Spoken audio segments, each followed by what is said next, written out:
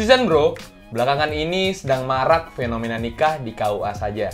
Ada pasangan yang mengupload foto bersama pasangan memamerkan buku nikah di depan pohon pisang, yang kemudian viral Twitter hingga di beragam media online. Sebenarnya, kenapa sih bisa viral? Kan wajar aja kalau Indonesia nikah di KUA. Hari ini kita akan bahas terkait itu. Halo Season Bro, emang ya aku lihat di media sosial, apalagi Twitter, banyak banget beritanya. Malah jadi banyak yang upload foto nikah di KUA. Ternyata nggak cuma 1-2 orang aja ya. Seru deh. Lihat ada yang nikah cuma pakai celana jeans dan kemeja putih. Padahal nggak ada yang aneh. KUA itu kan sudah ada sejak dulu banget. Kalian tahu nggak sih? Kalau KUA itu awalnya adalah lembaga penghuluan yang sudah ada sebelum Indonesia merdeka. Dan sekarang dikenal sebagai KUA. KUA sendiri sejak 2016 memiliki 9 fungsi. Yaitu pelayanan, pengawasan, pencatatan, pelaporan nikah, layanan bimbingan keluarga sakinah, bimbingan kemasjidan, hizab ruqyat, dan pembinaan syariah. Wah, lengkap banget ya. Makanya, sebenarnya nggak ada yang aneh dengan nikah di KUA. Karena warga Indonesia, terutama Muslim, pasti kalau menikah ya di KUA. Emang nggak ada yang aneh ya kalau nikah di KUA. Cuma kalau nikah di KUA, tanpa pesta itu yang baru dan bikin heboh. Biasanya kan penghulu dari KUA yang datang ke tempat acara untuk akad. Kalau impian sih, ya nggak neko-neko lah, di keluarga dekat, kerabat dekat. Ya menurutku tuh agak kurang enak ya kalau misalnya kita adain pesta yang 90% orang yang kita nggak kenal, kayak Mas Kaisang kemarin. Ya mungkin karena aku perempuan kali ya, terus dari keluarga aku sendiri sih selalu melihat pernikahan itu sakral. Jadi kalau bisa kita juga melestarikan dan menghargai adat yang udah ada di Indonesia. Makanya menurutku nggak masalah juga kalau mau dipestain ya namanya juga adat Indonesia.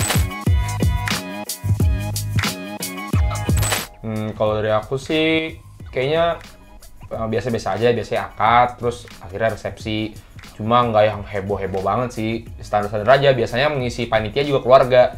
Jadi ya gotong royong sih, jarang yang biasa heboh-heboh gitu. Biasanya kalau keluarga bantu keluarga. Kalau aku sih biasanya kalau misalnya pernikahan agak lebih sulit ya, karena kalau misalnya dari orang tua sendiri prefernya, aku udah dibilangin dari sekarang kalau misalnya aku nikah, aku harus di gedung, terus harus menghargai adat, jadi harus ngikutin apa perkataan keluarga. Ya mau gimana juga kan kita di masa sekarang meskipun kita udah ada pemikiran yang pengennya lebih modern, tapi di satu sisi kita juga harus menghargai pemikiran keluarga kita sendiri. Nggak ada. Semua pasti dibalikin ke pilihan aku sendiri sih. Kayak nggak ada paksaan dari keluarga besar atau keluarga ayah bunda sendiri. Kalau aku meskipun openingnya dimulai dengan ya mama papa maunya kamu seneng, tapi sedikit ada disclaimer juga ya. Katanya kalau bisa tetap harus di gedung karena anak perempuan dan kalau bisa mengundang banyak orang ya, lebih dari 200 kemungkinan.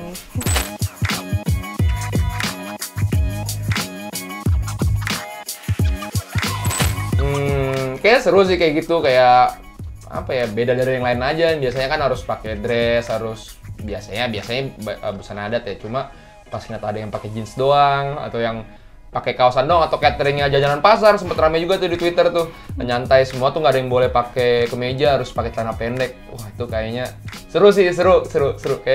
Kayak patut dicoba kayak gitu tuh. Kalau aku menghargai pilihan masing-masing, tapi aku sendiri sih masih mikirin omongan keluarga karena ya, kalau misalnya keluarga tahu nikah di KUA aja pasti harus ditanyain, nggak dipestain.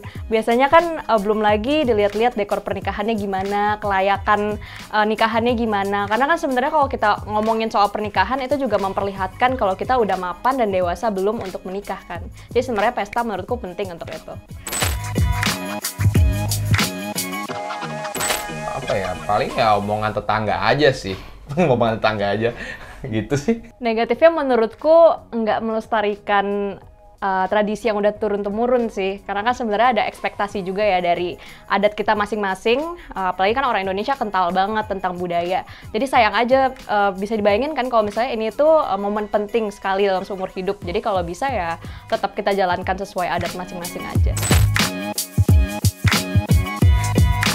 Positifnya uang yang sekiranya buat pesta itu bisa buat DP rumah, buat tempat tinggal, bisa juga buat dana pendidikan buat buah hati atau pengen lanjut S2 mungkin pasangannya, atau mungkin buat investasi supaya menyiapkan dana pensiun. Itu mungkin mekanisme apa ya, finansialnya lebih bagus ya kayaknya kalau ditempatkan tempat yang baik-baik. Kalau itu aku juga setuju sih, karena kan sebenarnya ya belum lagi kalau misalnya kita nikah, kita mikirin, ini kan sebenarnya perjanjian ekonomi juga kan ya. Kita harus mikirin finansial, banyak juga fenomena yang banyak sebenarnya nggak cukup mampu untuk menikah, tapi dengan paksaan keluarga mereka sampai pinjam online, terus sampai ngutang-ngutang. Ada juga cerita dari temanku waktu itu abis 5 tahun menikah itu, malahan masih mikirin utang, jadi nggak sempet juga untuk beli rumah dan lain-lain. Jadi sebenarnya ya kalau misalnya belum cukup siap dan mampu, ya sesuai kemampuan masing-masing aja sih.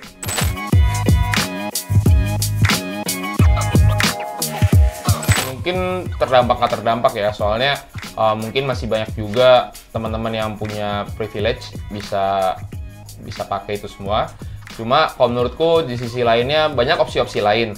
Contoh cateringnya kita jajanan pasar gitu, atau mungkin jajanan tempat kita suka, kayak misalnya kita suka batagor, suka bakso langganan. Itu sebenarnya bantu UMKM juga sih kalau misalkan opsi-opsi lain. Terus juga misalkan wedding organizer-nya itu saudara-saudara sendiri. Itu kan selain menghemat juga merekatkan hubungan antar keluarga juga sih kalau menurutku. Kalau menurutku mungkin nggak bakal terlalu terdampak sih, karena kan fenomena kayak gini sebenarnya nggak baru ada gitu. Pas pandemi juga udah mulai jadi tren, tapi tetap aja pas pandemi udah selesai, banyak lagi yang bikin pesta-pesta. Jadi sebenarnya ya Indonesia kan kental sama budayanya, jadi menurutku masih banyak malahan yang emang ambisinya itu tetap untuk bikin pesta. Jadi sebenarnya menurutku nggak perlu worry juga sih untuk IO di luar sana.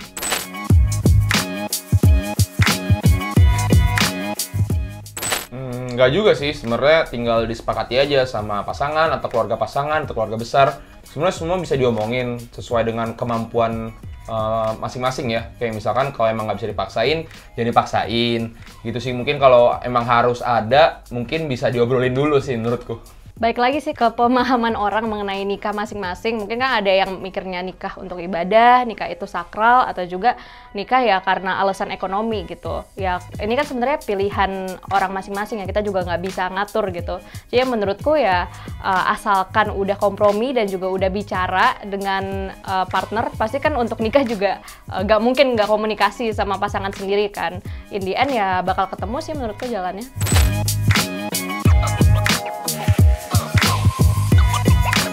Arti pernikahan menurut aku tuh sendiri adalah sebuah komitmen dua insan selain antar pasangan juga antar keluarga, menyatukan satu keluarga menjadi satu keluarga.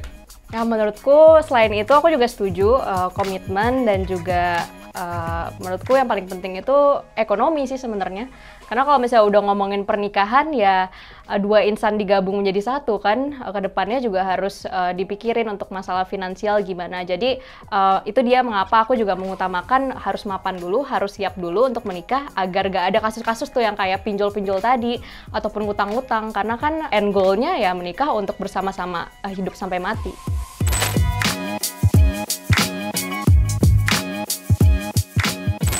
Sis dan bro, nggak usah pusing lagi mikirin biaya pesta pernikahan. Karena dengan ada fenomena menikah di KUA aja, masyarakat mulai tahu dan sadar. Kalau menikah itu nggak melulu identik dengan pesta besar. Ingat, yang penting adalah kamu yakin dengan orang pilihan kamu. Dan restu orang tua. Biar bagaimana orang tua memiliki pengalaman dengan pernikahan dan rumah tangga. Jadi, restu dan nasihat orang tua patut kita dapatkan dan hargai. Karena orang tua pasti menginginkan yang terbaik untuk anak-anaknya. Kita harus bijak mengambil keputusan masalah pesta pernikahan. Kebahagiaan kita bersama pasangan, mempersiapkan kehidupan setelah pernikahan yang baik, serta membuat perencanaan pendidikan terbaik bagi penerus bangsa, yaitu anak kita kelak, adalah yang utama. Menurut kalian gimana? Tulis di kolom komentar ya. Salam solidaritas.